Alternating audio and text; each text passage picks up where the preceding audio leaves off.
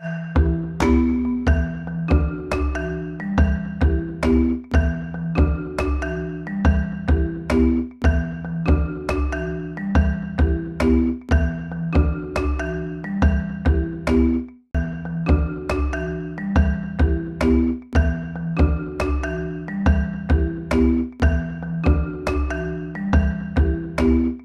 you, Jennifer. Chancellor Bandolaria, thank you for the invitation. My first time here, although I pass by Open University on a regular basis, going to South Supermarket, because I live in the neighborhood. So I'm happy to note that this is such a huge campus with a lot of impact in the short time that it's been around. My fellow co-learners, I like that term. I learned it from RMC, from Jeng. And I think the connotation is that you learn as much from students as students learn from you. In fact, from my teaching career, I think the best way to learn is to teach. Because then, number one, you are really forced to study. Kasi mahirap naman na magle-lecture ka tapos meron palang alam yung estudyante na hindi mo alam. So, I welcome this opportunity. And in fact, I think I was one of the first to sign in for this symposium. I really wanted just to participate. And I was pleasantly surprised when Dr. Reyes invited me to give a talk. I said, what new knowledge can I impart to this audience? I know nothing about the research management. I mean, as an academic discipline, I've always been a practitioner. I never took a course in research management. So today, I imagine myself, huddled in a campfire, maybe during the Paleolithic age. And since we are in the Paleolithic age, there is no internet, no television. So what do we do when we are huddled around a campfire? Tell me, gossip. That's what I'm going to do today. And it's nothing new, really. Someone made a study. This is one of the research ideas you may want to initiate. No? Someone made a study of what people talk about in everyday conversation. No? You can imagine the methodology. How can they figure out what people are talking about? And they came up with that fantastic conclusion that about 70% of what people talk about is gossip. And I think it's higher in the academe. So I am trying to maintain that tradition this morning. Okay, but first let me recognize the learning from Dr. David. I found your message very inspiring, aside from being informative. And I'm happy to note that UP Mindanao is number 15 in terms of publications in your list. You know how small UP Mindanao is? We have about 1,000 students and maybe about 50 faculty members. And it started only in 1996 with 80 students, all freshmen. So your 20-year data really, if that includes the initial years, then UP Mindanao must indeed be very productive. No? And I'm trying to calculate what the innovation index, or what did you say about, was it, no, not, you mentioned the output-input ratio. What was that index again? No, it's not the H index. It's efficiency ratio. since it's such a small institution with so much output, then probably we are not number, I said we, because I spent 14 years of my life there, rubbing shoulders with President Duterte. We will probably we should be number one at least, because with so small institution and so much output. Maybe I should also tell you, brag about it, that PhilRice, the institution I last served, was number one in terms of patent in this country. PhilRice was recognized only quite recently, I think 1-2 years ago. And IPB, well, if you look at the roster of people in the scientific career system of the civil service, IPB, I think, has the highest proportion among the local institutions. And if you've been monitoring what's going on in the scientific meetings, there's always 1 or 2 or 3 of them coming from IPB who get awards in the research conferences. So I've been associated with quite a number of institutions that have been productive. It's been a long career, 43 years, and gossip. I have a lot of gossip. I don't know if I can do it in 40 minutes, 1 minute for every year that I serve in research and development. But yeah, the reason why I like to highlight this experience is to tell you how different perspectives are with regards to R&D. When I started my R&D management career in the horticulture department and IPB, the expectation then was quite different. Today, we count number of papers or patents. At that time, we were discouraged from publishing. When I was a young researcher, the message that I got was completely different from the message that we are now getting, or we are now trying to impart to young people. The message was, why publish in journals? Farmers don't read journals. So the emphasis was on society's impact. That's what you were saying. So in other words, from the beginning, that was the emphasis of R&D. You know? And then it changed. Okay, ang society's impact, but you are in an academic institution, you are in R&D, so your job is to discover knowledge, to know the principles of nature, and from there, some other people might be able to develop technologies. So publishing became important. So based on what your presentation, I'm amazed at we have gone full circle from being too much emphasis on society's impact, then to impact on science, new knowledge, and then back to society's impact. In fact, we are expected to do all of this, and unfortunately,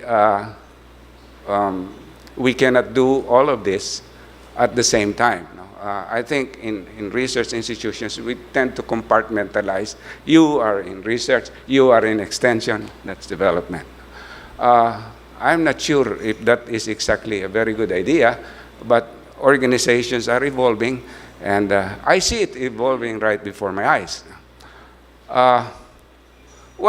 UPLB being part of the academe, I tend to expect some very basic work, knowledge, advancement of knowledge, discoveries.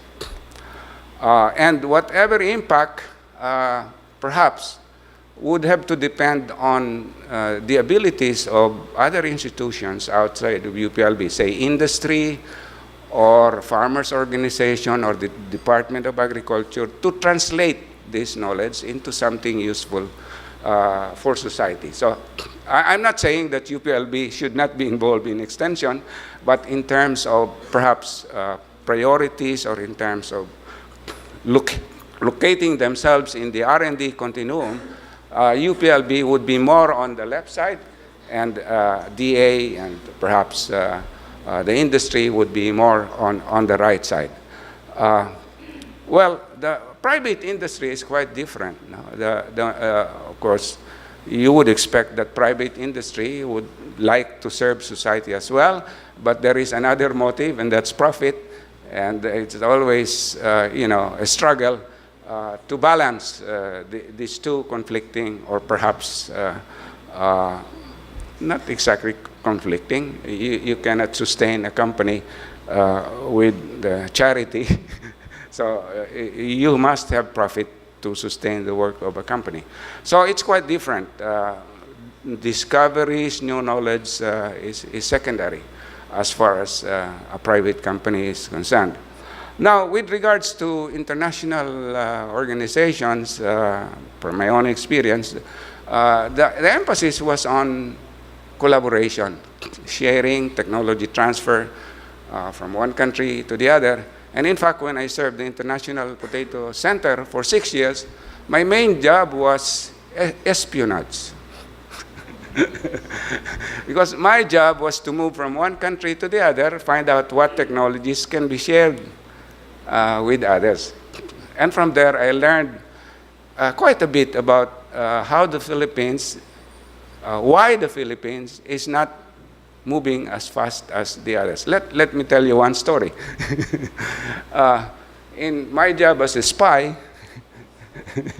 I went to Visayas State, and one of the places I visited was their museum. And I saw a plow, a modified plow, that is supposed to be a sweet potato harvester. Well, with many years of experience, from just looking at it, I know it has potential. So I said, oh, I think this will be useful to the other countries that are also growing sweet potato. So I said, can I borrow this technology? Of course, I asked permission from Visca, and I'll make several copies and distribute this to the countries. Now, at that time, China was part of the network. There were 8 countries that received the exact copy of that modified metal plow. To make a long story short, after 1-2 years, I went around different countries. I was really impressed with Thailand. After about 1 or 2 years, I think, they were able to modify the plow. Instead of being pulled by the carabao, it was attached to a hand tractor. Not only that, 80% of the potato, not sweet potato, potato growers were already using it. In other words, the idea, which was originally designed for sweet potato, was used for patatas. And how fast they can do this, translating idea into research. Now, compared to the Philippines, I went back to, I won't tell you where I went to. No? I saw the plow is still in the crate. They haven't even opened it because they're waiting for funding so that they can test the equipment. Does it sound familiar? So if you want to know why we are behind, maybe that's one of the reasons. We are very, very, very slow.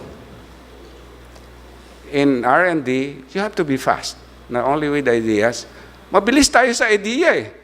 Pero yung pagdating sa translation into research, that's where we lag behind. Okay. So from this experience, I imagine myself having gone through a range of activities, contribution as a research manager, from nursing babies, kasi we started UP Mindanao from year one I was there, and of course I actually started East West Seed Company. Now UP Mindanao, I mentioned to you what UP Mindanao became, and East West Seed, it's now a global company operating in how many countries now, Glenn? How many countries is East West operating in? At least 6 in all of the continents. And the last time I heard, it's serving 18 million farmers. And some of them are using the varieties, hybrids, that we develop on year one.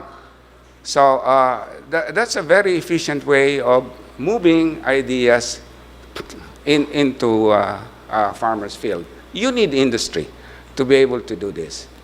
Government is not very good at this.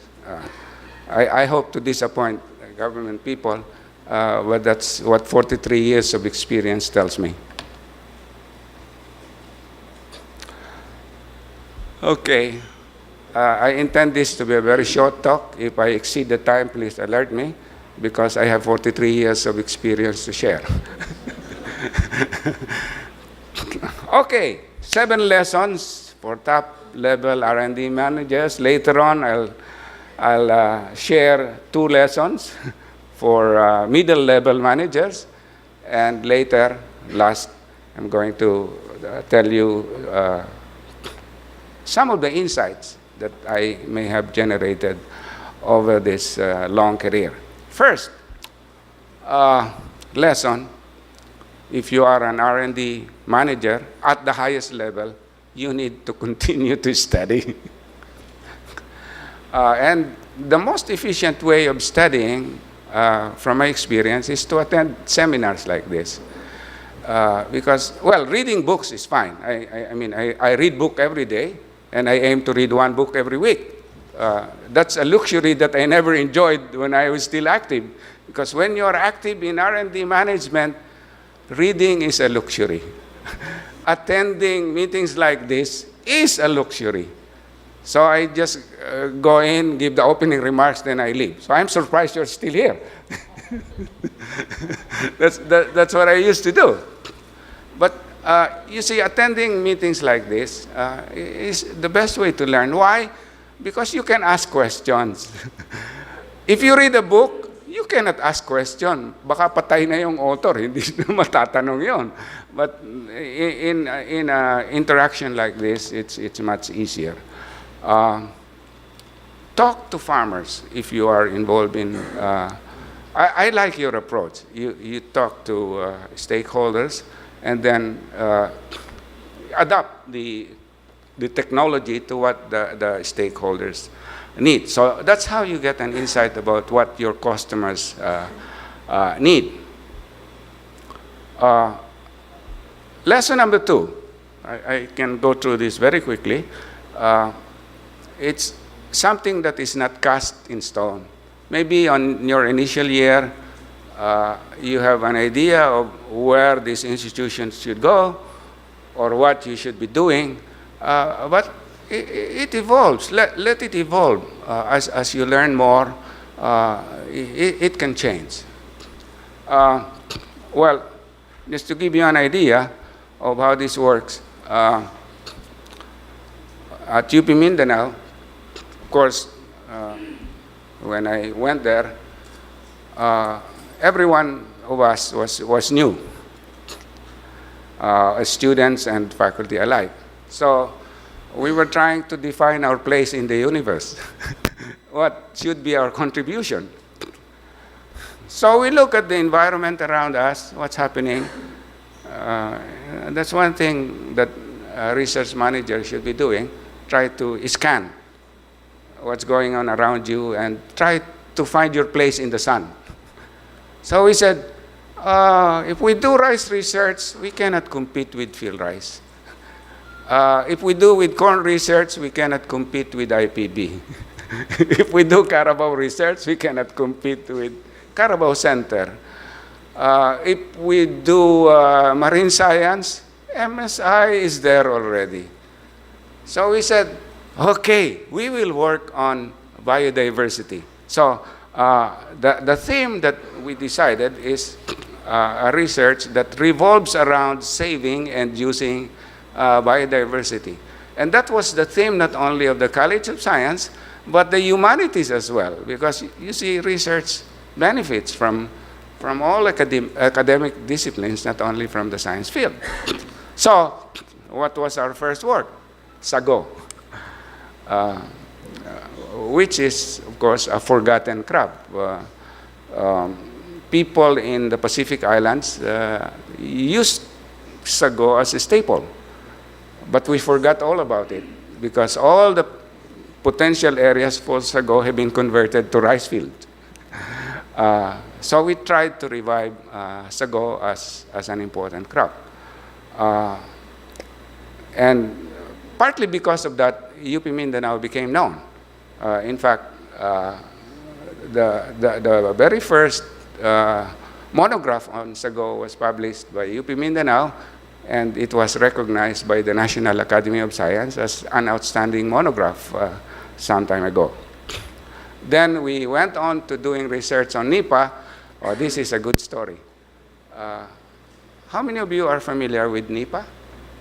Okay, nipa hat. Of course, it has many uses, not only for roofing, but for producing sugar, for producing alcohol. So we saw the potential of nipa and started work on nipa, trying to look at the possibility of using the alcohol from nipa, not for drinking, but as fuel for motor vehicles or for small engines to be used in the farms. That was the time when I finally moved to field rice. But the story is this. I went to the Secretary of Agriculture. My objective was to try to secure money for nipa. And of course, the Department of Agriculture, Secretary, was not very happy with it. He said, why nipa? What can you get from nipa? I will appoint you as field rice director. So that's how I became field rice director. But when I went to field rice, I have not forgotten nipa. So I tried to do some nipa research in field rice. Of course, the field rice people were not very happy about it. He said, our mandate is rice. Why do you want us to do nipa? Well, it requires some infighting, and of course, I was the boss, so I prevailed. Well, in hindsight, I think it was good. Number one, in terms of fuel, you see, you find nipa around rice fields in many places. So it's a potential source of fuel that we never really recognize. So one of the things we tried to do was to develop a technology that can be done at the village level to produce 95% alcohol from nipa sap. Well, of course, it will be easy, it will be better if the alcohol content is higher, but the chemists among you would probably recognize that at 95% alcohol, that's about the stable percentage of alcohol in a mixture. Higher than that, it will absorb water and become 95% again. So the idea was to use this alcohol for fueling water pump, for irrigation, and maybe pump boats for fishing, maybe even tricycles. So that research started. But the next problem is, who is going to use it? You see, we are working backwards. No? May research muna bago tinanong kung sinong gagamit. And of course, there's no engine here that uses alcohol. So we have a technology with no market. I think if I submit that kind of proposal to be shared, it will be rejected outright. But then we persisted. We said, somebody somewhere must have that engine. And it turned out that there is such an engine manufactured by Japanese companies and marketed in Brazil. Why Brazil? Because Brazil is a leading producer of alcohol. The problem is that that engine is attached to a motorcycle. And we needed an engine that can be used for water pumps, etc., etc. Of course, it's fine if we can use it for tricycle. So started the saga of trying to bring that engine to the Philippines. Because the idea is to reverse engineer. We don't like to, start from scratch. We like to build on what is already there. That's, I think, one of the lessons in research as well. You don't invent the wheel. If there is already a car, then make a better car. If there's already a gasoline-fueled engine, make a better gasoline-fueled engine. So we tried to bring in the motorcycle to the Philippines. Number one problem, you need Malacanang clearance to import any kind of vehicle. And to get Malacanang clearance, you have to secure clearance from DA, Department of Agriculture. So we went through that process. It's not an easy process. It took maybe a year. No? So finally, we reached Malacanang. Then Malacanang said, it's not enough that you get clearance from DA. You should also get clearance from the Department of Energy, because we are dealing here with a product that is related to energy. That's the time we gave up. Said, no, that's another year. We don't have another year. We don't like to spend another year in bureaucracy. So, the thing is, it turned out to be good. Necessity breeds invention. So we challenged our engineers at Field Rice. Okay, we cannot import this engine. Can you make one? And it turned out to be easy. Our engineers went to work, came up with a product that is about the size of half a pencil. And if you attach it to an engine, miracle, it becomes an alcohol-fueled engine. You just need another tank, because you cannot use the same fuel tank for gasoline as for alcohol. So it became a flexi-fueled engine. So that device now is awaiting patent, and I hope it will be mass-produced soon. By the way, it was awarded by one of the engineering societies. It's a leading invention. About another invention coming from NIPA, one of our young students realized, who also work with Field Rice, realized that the microbial communities in NIPA can be useful.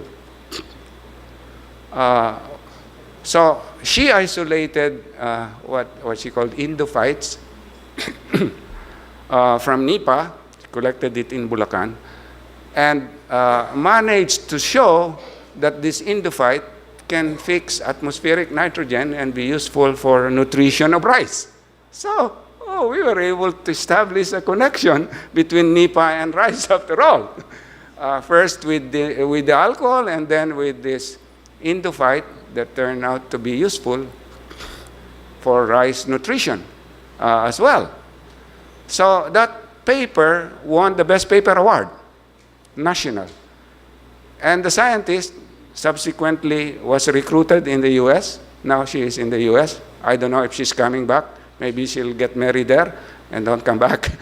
But then she presented the same paper in a form of a poster in a national competition in America and won first place. So that's the story of NIPA. Well, the idea is, as a research manager, your vision should not be like a horse, on just looking forward. You have to look sideways and maybe look back what lessons you can learn. Okay. I talk about PhilRice, UP Mindanao, IPB, International Potato Center, East-West. Oh, Glenn has more stories about East-West, so I'm not going to bother you with that story.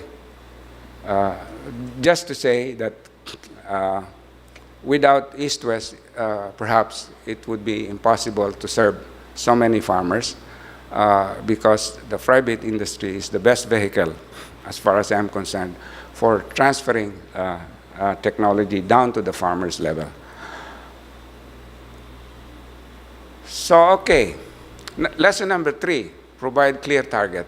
Clear target for individual scientists. Again, Dr. David mentioned 6 Ps. At PhilRice, we introduced 3 Ps. Only 3. Why? Because people don't remember 6. That's human nature. It's easier to remember 3 than 6. So when messaging, I tried to reduce the messages to 3. Ito nga, sumobra na. Dapat 3 lang. 7 na to. So I don't think you will remember 7, but you will remember 3. So what are the 3 Ps? Number 1 is paper. You publish, patent, then that's good for you. You are recognized. But that's not all. Especially with higher level researchers, we demand more. So the other one is project. Dapat makakuha ka ng project. Funding for you. Why? Because it will be a good addition to the core budget of the institution, number 1. And number 2, that shows that you are recognized by Dr. Sabularse. Kasi hindi ka naman bibigyan ng pera kung wala kang alam. Or if you are not recognized as a scientist. So that's a recognition. So ano na yung una? Paper. Number 2, project. What about people? Ito, medyo nahirapan ako kasi it's natural for research institutions to be inward-looking. They think that, if they collaborate, baka nakawin yung idea nila. Or, yung pera na dapat sila ang gagastos ay pupunta doon sa collaborator. So, may mga taong ganun ang thinking. But we said, no. You collaborate because it's good for economics. I mean, you save money by collaborating. Why? Because you are drawing on the intellectual resource of the other agency. That's the reason why we strengthened PhilRice here at UPLB, because we recognize that this is an intellectual resource. We should plug in to that intellectual resource as well as IRI. So it's not good to be, isolated in that remote barangay Maligaya in Central Luzon. You have to be near the intellectual resources of UPLB and IRI. So perhaps you notice that in the last several years or so, the facility of PhilRice within UPLB has really improved a lot. We put on more money into facilities, into people. Number 4, redundancy. Ito, maybe lesson for Dr. Sabularse. Maybe I have something to share with you. Kasi itong mga nasa R&D management, yung nagmamanage ng fund, allergic sila doon sa duplication. If you propose a project, duplication, reject. Hindi yan nakakaalis sa step 1. Makita ng mga research specialist 1, duplication ito, ginagawa na ito ron. So, bakit bibigyan ng funding? Now, I think that's a bad idea. Why? Because if you have several teams working on the same project, they tend to compete with each other. And when they compete, you get results faster, and maybe you get better results. So again, dito, we use NIPA. That's my favorite example. Because that was my first lab after potato, after vegetables. So I have many first labs. So NIPA, the challenge was this: to design a village level, distilling facility that will be easy for farmers to adopt. So of course, since it was started by field rice, the first challenge was field rice. So I said, I'll give you this money. And then I asked the State University in Ilocos, Mariano Marcos State University, president now is Dr. Agrupis. She used to be an IPA researcher, and I think she became president because she was an IPA researcher. So I said, Dr. Agrupis, would you like some money? You have good engineers in an MMSU. Would you like to challenge our field rice people? Do the same research. She said, yes, we can beat you. And I also went to UPLB. And I said, can you do this research too? So there were 3 teams doing the same work. Can you guess who was first? Field rice was 1 year, 2 years ahead. Mariano Marcos perhaps was the last to start. Who was the first to have an impact? Mariano Marcos. And that's how Dr. Agrupis became president, because she made an impact. I'm not going to tell you about UPLB and field rice. Okay, generate resources. This is the most difficult part, playing politics with people who have money. IPB benefited from this, not because I have a good politician, but because UPLB was a bad politician at that time. After the EDSA revolution, that was when I was director of IPB, and funding was very difficult at that time. The Secretary of Agriculture then was the Secretary of Finance today, Dominguez. So I went to Dominguez and said, sir, can you give us money? I didn't mention that IPB is part of UPLB. I said, that's a good idea. Good, I'll give you money. And then, tutuwa ako. Then I talked to other UPLB people and asked them, nakahingi ba kayo ng pera? So, hindi. Bakit? Ito pala si Secretary Dominguez, medyo may masamang experience.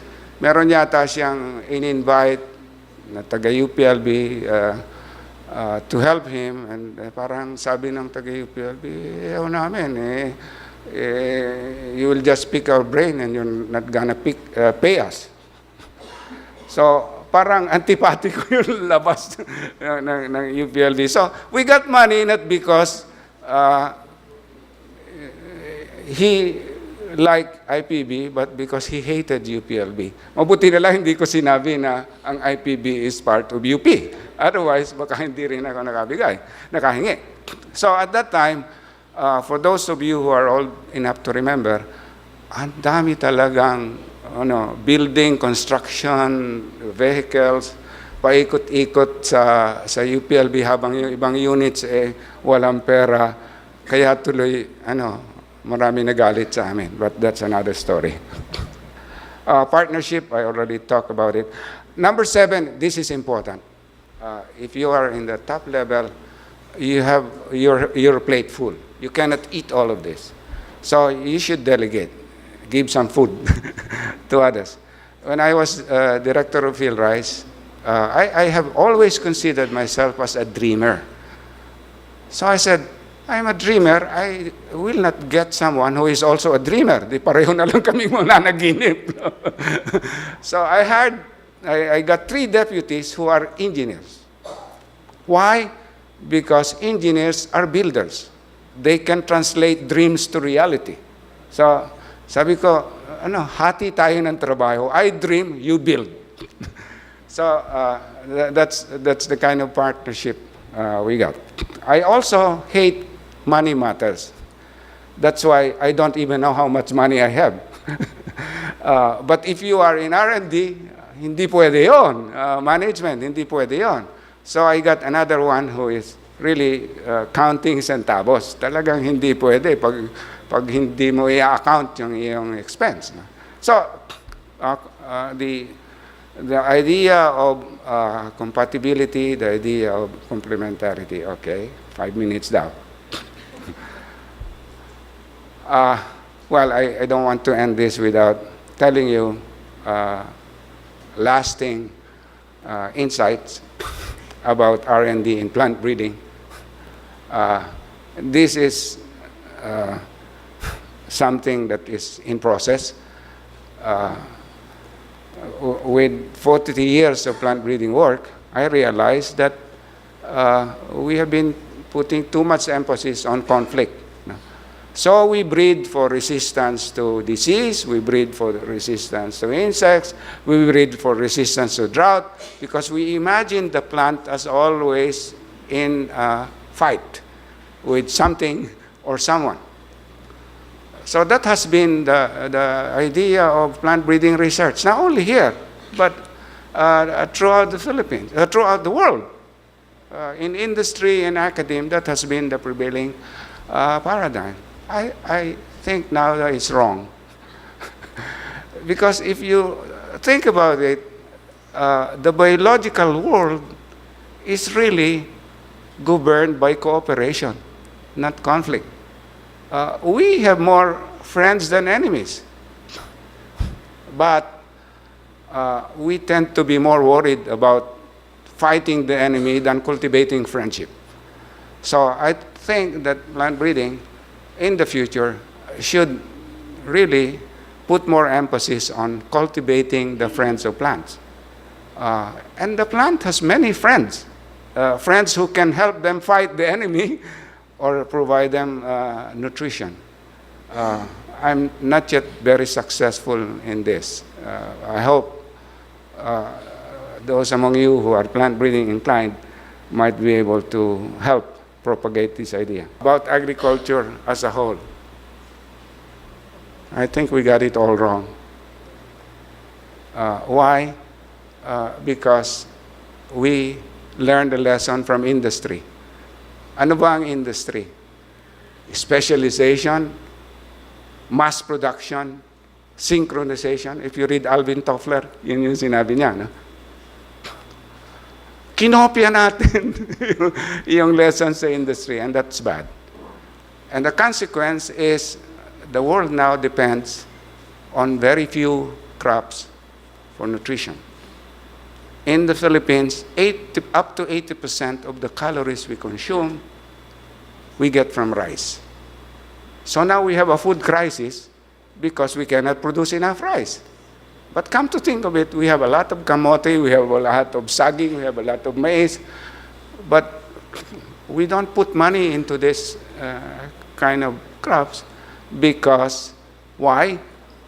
Well, rice has a very good feature. It's suitable for industrial type of farming because it's easy to produce, easy to handle, easy to store.